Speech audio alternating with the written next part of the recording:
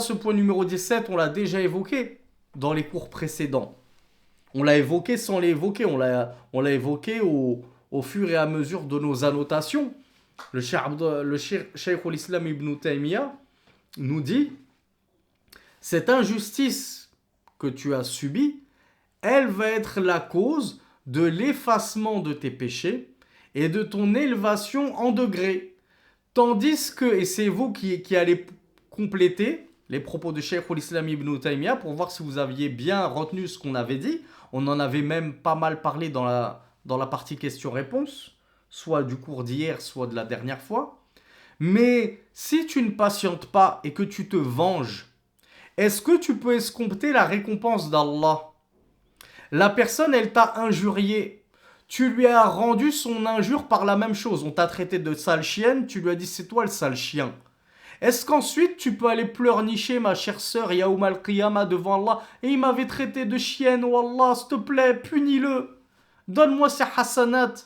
En prends de mes péchés, mets-lui sur son dos. Il m'avait traité de chienne. Tu pourras pas. Ça y est, tu as obtenu gain de cause, tu t'es vengé. Et on l'a dit hier. Pourquoi tu cherches à te venger, Akhi, pour récolter? Tu vas récolter quoi au juste? T'auras étanché ta soif de vengeance, ok. T'auras récupéré tes sous, tes 10 euros qu'on t'a volés, ok. T'auras lavé ton honneur parce qu'on t'a insulté d'imbécile, tu l'as insulté d'imbécile, ok. Et après, Yaoum al-Qiyamah, qu'est-ce que tu vas faire devant Allah avec tous les péchés que tu traînes, toutes les casseroles que t'as? Qui c'est qui va te les donner, les hasanats? Il n'y aura plus personne pour te les donner. Mais si tu patientes, alors on l'a dit, c'est Allah Azza wa Jal qui va te récompenser Yaoum al-Qiyamah, qui va établir la justice entre vous. Et là, oui, Yaoum al-Qiyamah, il va prendre les hasanats de cette personne, autant de hasanats qu'il jugera nécessaire pour établir la justice dans cette affaire qui vous opposait, et il va te les donner. Au point que s'il voit qu'il n'y a même plus assez de hasanat pour combler le tort et le préjudice, il va prendre de tes péchés, il va les jeter sur lui. Donc regarde comme la justice d'Allah subhanahu wa ta'ala est tellement plus intéressante pour toi que de vouloir te faire justice toi-même. D'où le fait qu'en point numéro 17, Cheikh al-Islam ibn Taymiyyah nous dit l'injustice que tu subis, n'oublie pas que c'est l'une des plus grandes causes dont tu as tellement besoin pour t'élever en degré et effacer tes péchés. Parce que toute injustice est source d'effacement de fautes et d'élévation en degré. À tel point que Rasulullah sallallahu alayhi wa sallam nous avait dit, il n'y a pas un mal qui touche le croyant. Nulle angoisse, nulle affliction, pas même l'épine qui vient lui piquer le pied, sans qu'Allah Azza wa Jal n'efface pour cela, de ses fautes. Alors que dire, si une épine qui te pique le pied, Allah il t'efface des péchés pour ça, que crois-tu qu'Allah Azza wa Jal va t'effacer comme péché pour avoir patienté face à de la calomnie, de la médisance, le vol, la trahison, vous vous étiez associés, il t'a trahi, etc. Que dire de tout ce qu'Allah Azza wa Jal va te rajouter de hasanat yaoum al-qiyamah et t'élever en degré pour cela. Voilà pourquoi le Cheikh Abdul Razak al-Badr nous dit فَإِذَا انتقم فوت على نفسه هذا الباب العظيم أو هذا الباب العظيم لتكفير السيئات ورفعة الدرجات. Cheikh Abdul Razak al-Badr nous dit mais si tu désires te venger, obtenir compensation, te faire justice par toi-même, etc., tu vas passer à côté de cette cause immense d'élévation en degré et d'effacement des fautes. Tu ne pourras pas obtenir ces joyaux que sont l'élévation en degré et l'effacement des fautes. Tu auras juste obtenu gain de cause.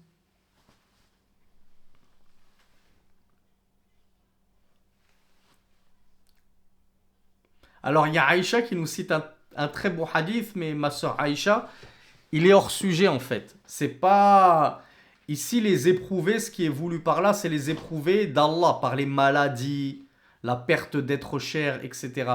C'est pas forcément les éprouvés par les nuisances d'autrui.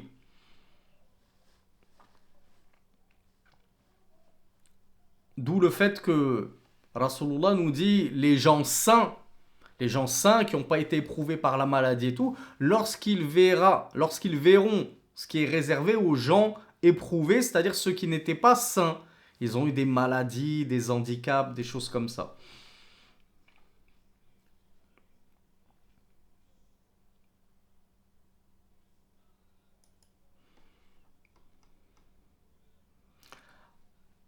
Alors, point numéro 18. أن عفوه وصبره من أكبر الجند له على خصمه فإن من صبر وعفى كان صبره وعفوه موجبا لذل عدوه وخوفه وخشيته منه ومن الناس فإن الناس لا يسكتون عن خصمه وإن سكت هو فإذا انتقم زال ذلك كله ولهذا تجد كثيرا من الناس إذا شتم غيره أو آذاه يحب أن يستوفي منه فإذا قابله استراح وألقى عنه ثقلا كان يجده. Ce point-là, il est très utile, il est très profitable et il ressemble en partie à des points précédents qu'on a vus tout en y rajoutant des informations utiles et bénéfiques. Donc dans le point 17, Cheikh al-Islam ibn Taymiyyah nous dit la 18e cause qui pourrait nous aider à patienter sur les nuisances des gens, c'est que dans ta patience et ton indulgence se trouve l'une des plus grandes armes que tu puisses posséder, que tu puisses dégainer face à ton ennemi, à ton adversaire. Certes, celui qui va patienter et faire preuve d'indulgence et de mansuétude, alors sa patience et sa mansuétude va induire une sorte d'humilité chez son ennemi, chez son adversaire. Hein, on l'a vu dans ce cours d'ailleurs, c'était le début de notre cours. Ton adversaire, il va se sentir tout bête de t'avoir causé du tort alors que toi, tu t'es même pas défendu, tu lui as même pas répliqué. Il va regretter, il va être honteux d'avoir été injuste. Donc, ton adversaire, ça va engendrer en lui une certaine humilité et même une certaine crainte et peur de toi et des gens. Pourquoi ? Parce que déjà, on le dit, même en français, il y a un dicton qui dit « le meilleur des mépris est l'ignorance ». N'est-ce pas ? C'est ça le dicton en français. Ou la meilleure des réponses est le silence, ou... Il y a un dicton qui ressemble à ça, non ? Le meilleur des mépris, c'est l'ignorance. On me dit le silence, le meilleur des mépris, c'est le silence. Oui, c'est bien ça. Donc en gros, cette personne-là qui te nuit, quand elle voit que toi, tu lui répliques pas, mais elle se sent toute bête. Elle s'attendait à un petit peu de combativité de ta part. Elle s'attendait à ce que tu te défendes, à ce que tu répliques, etc. Et elle voit que toi, en fait, t'es tellement noble, t'es tellement au-dessus de ces gamineries et de ces bassesses que, excusez-moi l'expression, tu le calcules même pas. Tu lui donnes même pas l'heure. T'as envie d'insulter les mères, t'as envie de me traiter de chienne, etc. Moi, j'ai pas ton temps. Moi, ça fait 16 ans que j'ai quitté la cour de récréation de maternelle. J'ai plus ton temps, moi, pour ces gamineries. Donc, elle va se sentir toute bête et elle va se sentir humiliée. Cette personne-là va se dire, ben, en face de moi, j'ai quelqu'un de mature, de noble, de bien plus mature que moi, de bien plus fort que moi psychologiquement. Et moi, je me suis rabaissé à de vraies gamineries. Je me suis comporté comme un gamin, je me suis comporté comme un gueux, etc. La personne va se sentir humiliée. Et elle va finir par te craindre, toi. Elle va se dire, cette personne-là, ça ne sert à rien de tenter de lui nuire. Rien ne la touche. Rien de ce que je dis ne la touche. Elle a tellement de foi, elle est tellement forte psychologiquement, elle a la foi tellement forte, que j'ai beau l'insulter, ça la fait pas réagir. J'arrive pas à l'atteindre. Donc elle va finir par baisser les bras et abandonner. Elle ne va plus vouloir t'embêter. Et cette personne-là va même avoir peur des gens.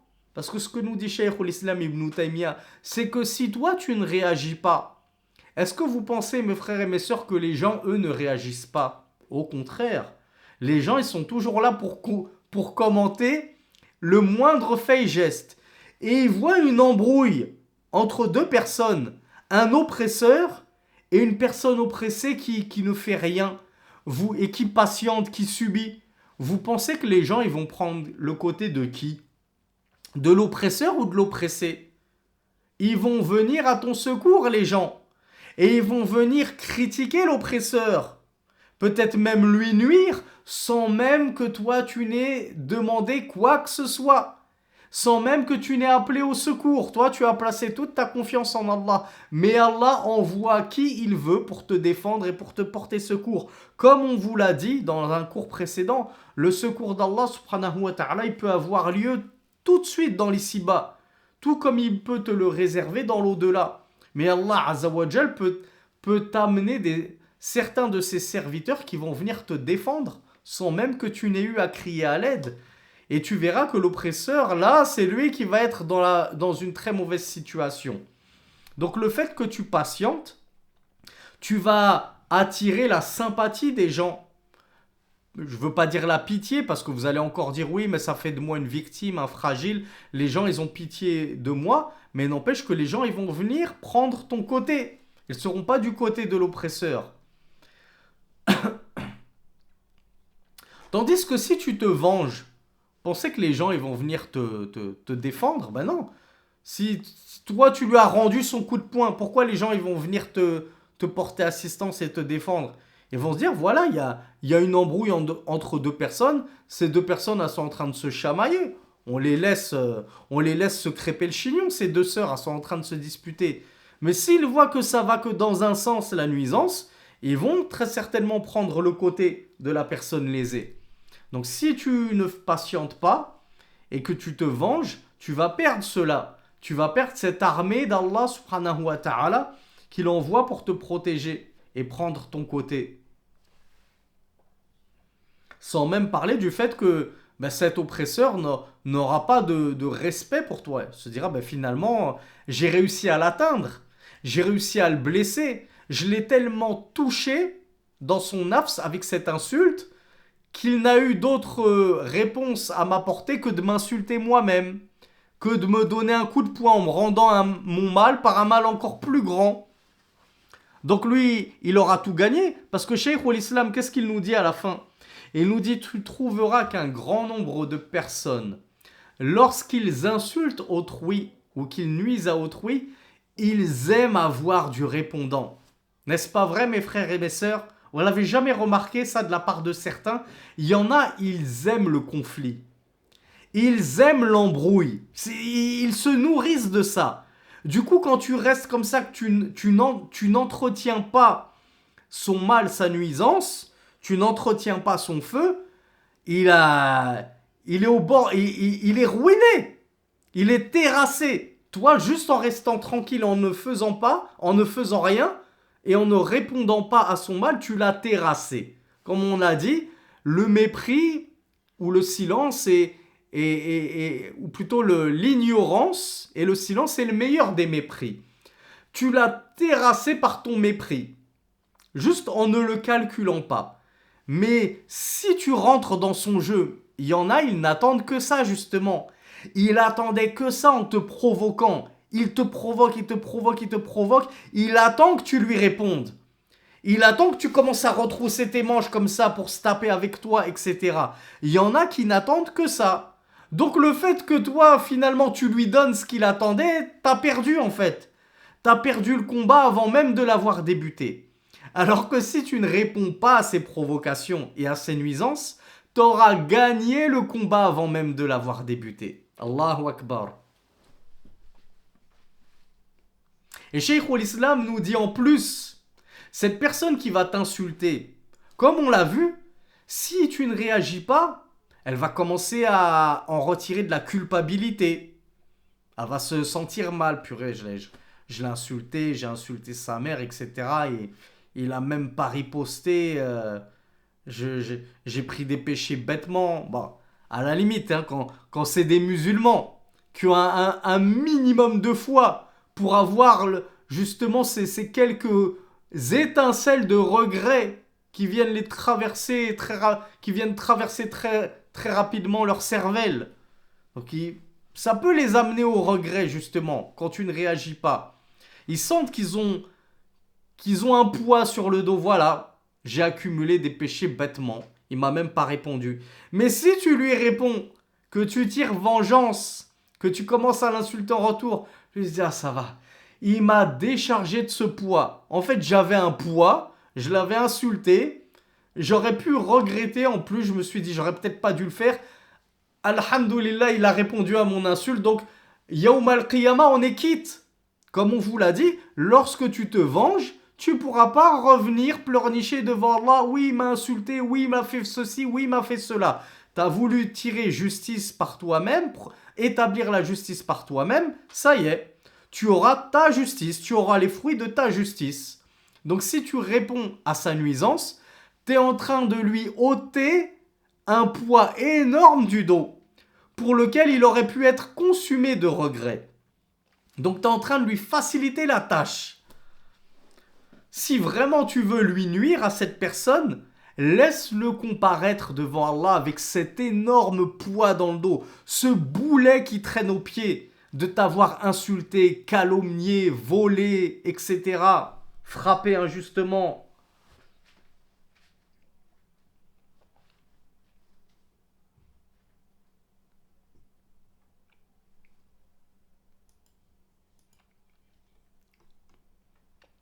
Le point numéro 19, أنه إذا عفى عن خصمه استشعرت نفس خصمه أنه فوقه وأنه قد ربح عليه فلا يزال يرى نفسه دونه وكفى بهذا فضلا وشرفا للعفو. Là, on est dans la continuité totale du point numéro 18. C'est-à-dire que lorsque toi, tu vas faire preuve de retenue, d'endurance et de patience face à la nuisance de ton adversaire, eh bien, ton adversaire, en son fort intérieur, il va le ressentir indubitablement, immanquablement, que tu es plus fort que lui, que tu es au-dessus de lui. On l'a dit tout à l'heure dans le point 18. Il va se dire, lui, il est intouchable. J'arrive pas à l'atteindre. J'arrive pas à l'égratigner. J'arrive pas à le faire pleurer. Cette sœur, j'arrive pas à la faire pleurer. Elle est forte. Je l'ai insultée. Je lui ai dit qu'elle était moche. Je lui ai dit qu'elle était sale. Je lui ai dit qu'elle se respectait pas elle-même. Je lui ai dit que personne ne voudrait d'elle, etc. Je lui ai dit que c'est une sans-amie. Personne ne veut traîner avec elle. J'ai tout fait pour qu'elle fonde en larmes. Pour la briser. Et j'ai pas réussi. Elle est là. Elle fait preuve de noblesse, de dignité. Elle réagit pas. Elle m'écoute même pas. Elle continue sur son chemin. Elle poursuit dans son chemin de la foi, sur ses études, dans ses bons comportements, etc. Cette personne-là, cet adversaire, quand il va avoir une telle personne en face de lui, qui ne réagit pas, qui ne rend pas son mal par le mal, qui ne rend pas l'hostilité par de l'adversité, il va ressentir au fond de lui, même s'il ne te l'avoue pas, ne t'inquiète pas mon frère, ne t'inquiète pas ma soeur, il le ressent. Il te le dira jamais, mais il le ressent. Il ressent que tu es plus fort et plus forte que lui, que tu es au-dessus de lui et que lui, il est bien loin de toi. Il est tout en bas, il t'arrive même pas, comme on le dit, à la cheville. Et ça, cette humiliation interne, en son fort intérieur que tu es en train de lui faire subir, elle n'a pas de prix. Elle n'a pas de prix. Elle a une saveur que seuls ceux qui l'ont expérimenté peuvent en témoigner. Donc le fait que tu ne rendes pas le mal par le mal et la nuisance par la nuisance, tu vas tellement prendre l'avantage sur ces gens qui te veulent du mal que eux-mêmes, ils vont le ressentir en leur fort intérieur, même s'ils ne se l'avoueront, ils n'arriveront même pas à se l'avouer à eux-mêmes, ils vont le ressentir. Ça, ce frère, vraiment, il est plus fort que moi en termes de psychique, hein, en termes de psychologiquement, il est plus fort que moi. Il m'a vaincu. Je peux rien faire. J'essaye de l'atteindre de tous les côtés, de l'insulter, de médire sur lui, de le calomnier. Il a jamais bronché. Il s'est jamais rabaissé à ces choses auxquelles moi j'ai dû me rabaisser pour essayer de l'atteindre. J'ai jamais réussi. Donc il va le savoir que tu es plus fort que lui. Donc c'est toi qui auras gagné.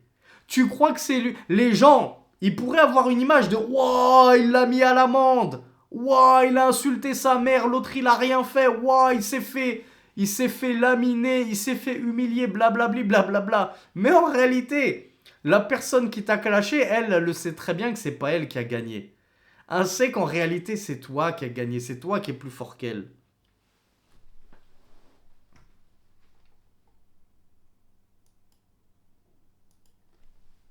Bismillah.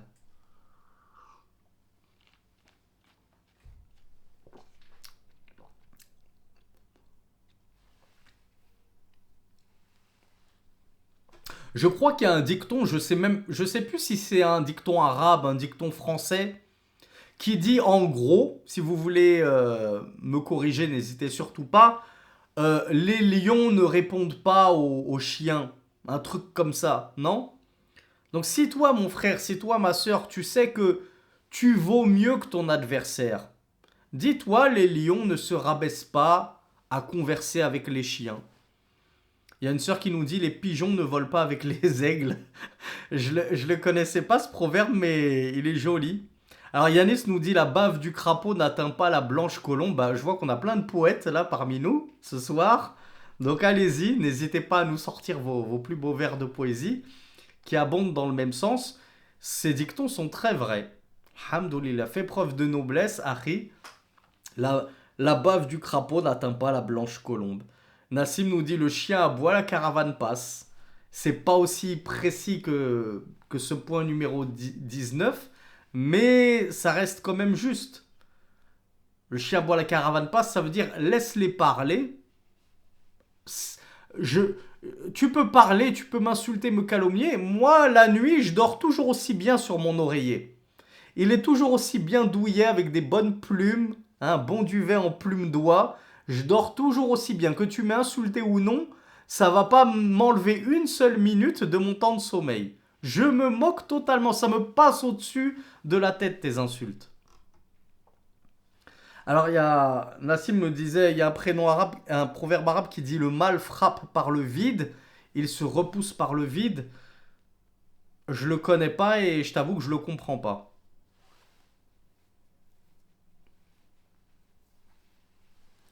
Aïcha nous dit le fleuve ne s'arrête pas pour les pierres. Je le connaissais pas non plus celui-là. Je vois que vous êtes tous des bac L, c'est ça? J'ai un public que de bac L là, il n'y a aucun scientifique. C'est pour ça que dans le cours du week-end dernier, quand je vous avais demandé 5 centimes fois 1000, vous étiez très nombreux à me dire que ça fait 5 euros alors qu'en fait ça faisait 50 euros.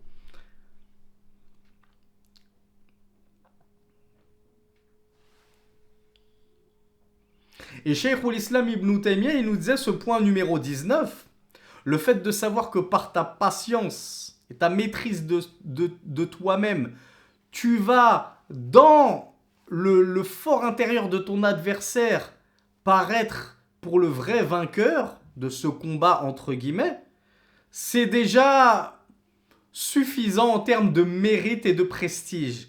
Le fait qu'au fond de lui, il sait que tu es plus fort que lui. Il sait que tu vaux mieux que lui. Il peut dire que tu vaux rien. Ton père c'est un éboueur, ta mère c'est une femme de ménage, t'es un clochard, t'es un bâtard. Au final, il saura qu'en réalité, le pire d'entre vous deux, le plus à plaindre et le plus misérable, ben, c'est bien lui.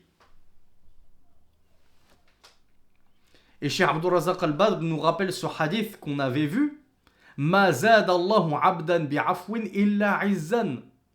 Allah ne rajoute pas un serviteur qui fait preuve d'indulgence, de patience, de mansuétude, si ce n'est en gloire, en prestige, en grandeur et en puissance.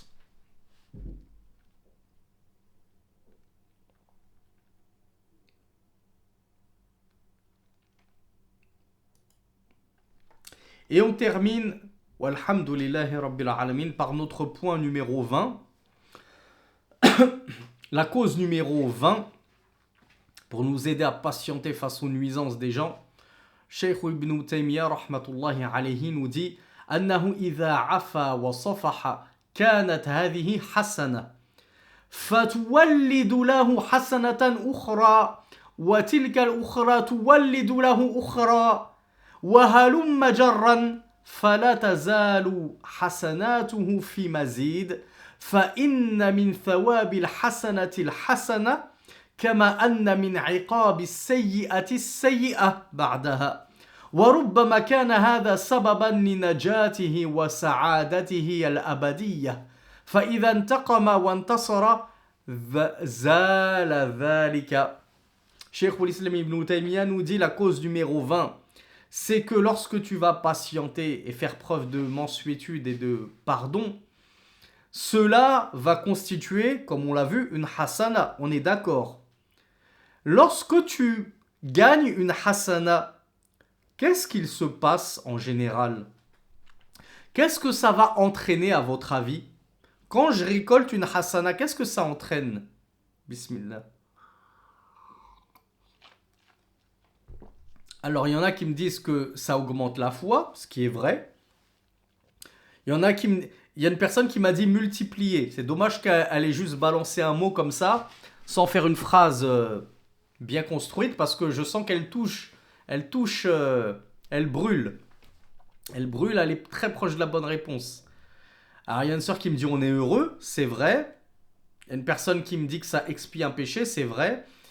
D'autres qui me disent on a la satisfaction d'Allah. Il y a Safia qui a la bonne réponse. Enfin, il y a plusieurs bonnes réponses. Mais Safia l'a mis le doigt là où Cheikh l'Islam avait mis le sien avant elle. Bravo Amina également. Cheikh l'Islam nous dit la bonne action entraîne amène une autre bonne action. Et cette autre bonne action amène quant à elle une autre bonne action. Parce que les bonnes actions, elles se téléphonent les unes les autres. Viens, viens, viens. Viens, viens, viens, on est bien chez ce frère, on est bien chez cette sœur, on est bien reçu, on mange bien. Viens, rejoins-nous. Dès que tu fais une bonne action, il y en a une autre qui accourt pour venir chez toi, pour venir être inscrite sur ton livre. Et elles se passent le mot comme ça les unes les autres. Et ça fait un cercle vertueux. Les bonnes actions entraînent d'autres bonnes actions. Tu fais tes ablutions, c'est déjà une bonne action. Cette ablution, elle va t'amener à faire ta prière. C'est encore une bonne action. Et ta prière, elle t'éloigne des turpitudes. Et c'est une bonne action. Et ainsi de suite. Les bonnes actions, ce sont comme des meilleures copines qui s'invitent comme ça les unes les autres chez elles. Et à contrario, les péchés, c'est la même chose.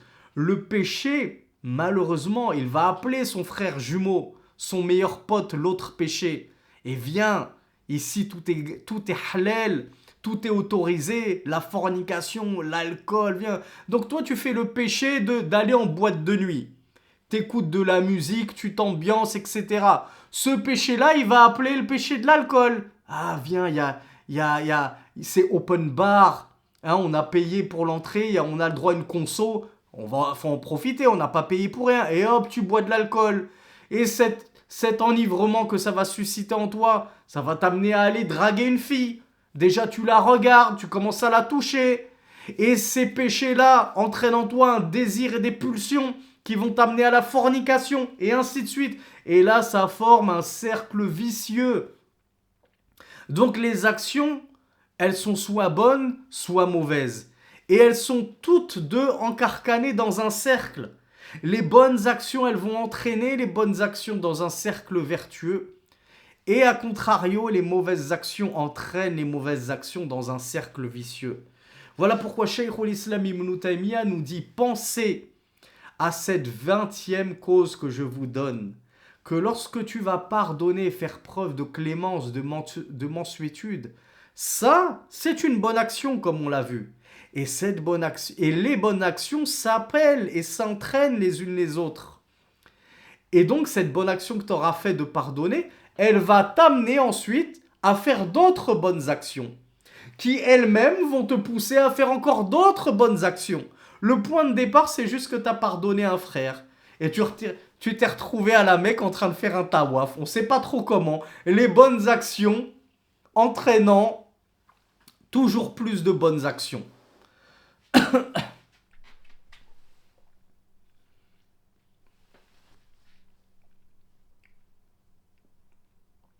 Le Cheikh al-Islam conclut et termine en nous disant, et il se peut que cette petite bonne action à tes yeux, tu t'es dit c'est rien, bon, il m'a insulté, j'ai rien dit, bon Allah il va même pas me récompenser pour ça. Souvenez-vous ce qu'on disait, une demi-date, où je crois que c'était les cours du week-end, où on parlait de ittaqun nar wala ou bishiq tamra, craignez le feu ne serait-ce que pas en faisant aumône d'une demi-date. Bah, on a vu que certains ont tendance à, je crois que c'était les cours du week-end, n'est-ce pas? On a tendance à déprécier et mépriser nos bonnes actions, nos bonnes œuvres. Et pourtant, tu ne sais pas si c'est cette bonne action que tu as complètement méprisée et dédaignée, à qui tu n'as pas accordé sa juste valeur et importance, qui aura fait peser la bonne action du bon côté, du côté de tes hasanats, et qui t'aura délivré d'un feu auquel tu aurais été promis si ce n'était cette bonne action. Cheikh al-Islam Ibn Taymiyyah nous dit il se peut que ce soit cette bonne action qui au final a entraîné une succession, une ribambelle de bonnes actions à sa suite, qui a été la cause déclencheuse de ton entrée au paradis et de ton bonheur éternel. Et si tu n'avais pas pardonné à cette personne dans cette situation d'oppression, de nuisance, eh bien tu n'aurais pas gagné cette hasana, qui n'aurait elle-même pas donc entraîné d'autres hasana. Et au final, tu te serais retrouvé avec une balance qui pèse du mauvais côté, du côté de tes saïat. Et il se peut qu'à cause de ça, du fait que ta balance n'était pas très lourde en bonne action, Allah t'ait introduit un certain temps en enfer. Tu vois, il se peut une demi-date, comme l'a dit Rasulullah sallallahu alayhi wa sallam, soit la cause de ton salut et du paradis éternel pour toi et de ton bonheur ineffable.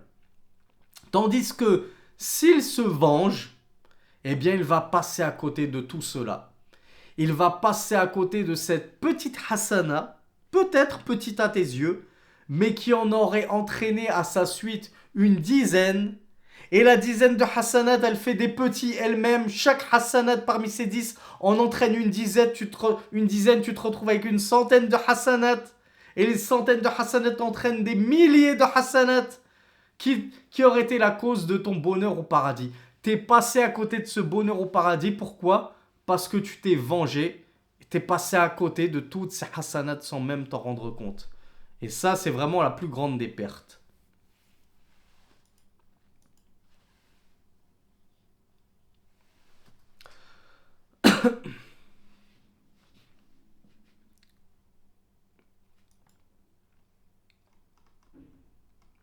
Donc, Cheikh Abdul Razak al-Badr conclut son annotation en nous disant, je vous recommande deux choses.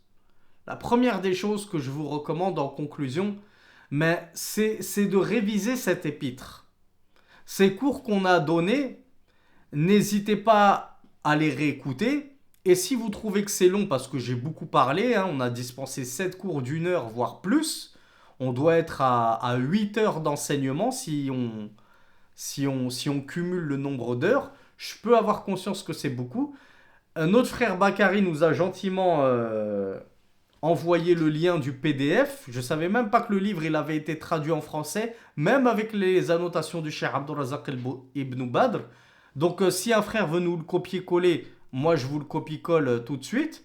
Sinon, alhamdoulilah, Google est votre ami, c'est notre ami à tous.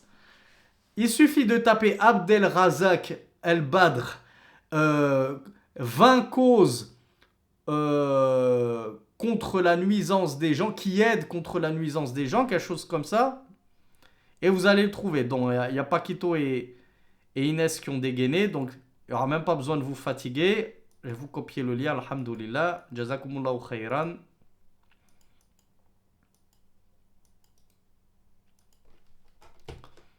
Donc voilà, vous avez tous le lien pour télécharger le PDF.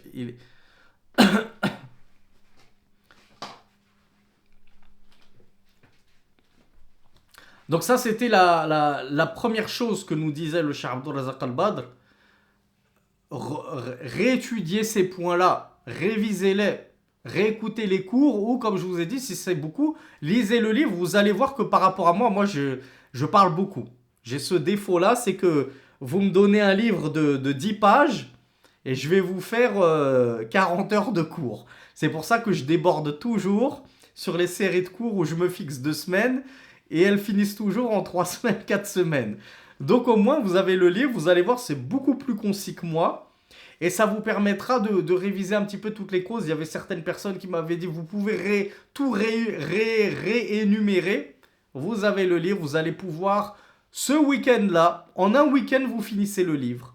Et quand vous l'oubliez dans 1 an, 2 ans, que vous avez des coups de mou, des coups je sais plus comment on appelle ça, des baisses de foi, vous dites, j'ai oublié un petit peu tous les mérites qu'il y a dans le fait de patienter face au mal des gens. Là, je suis dans une situation où j'arrive plus à patienter.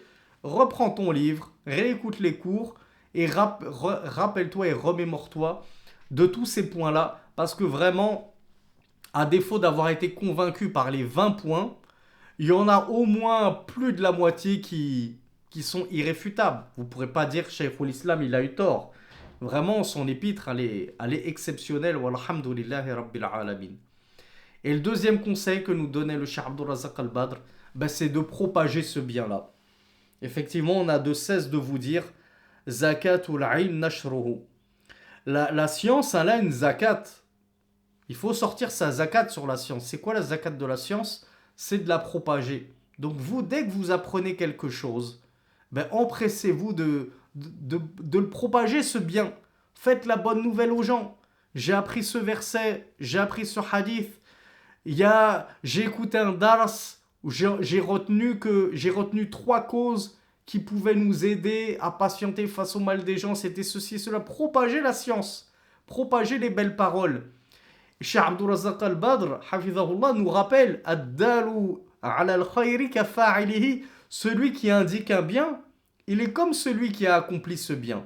Toi, tu as juste orienté les gens à télécharger cet épître, à écouter les cours, etc., etc. Tu vas prendre la récompense qui découlera de l'étude ou de la lecture de ces gens à qui tu as conseillé cet épître et qui ensuite la mettraient en application dans leur vie de tous les jours. Ça, c'est alhamdoulilah une source de hasanat intarissable.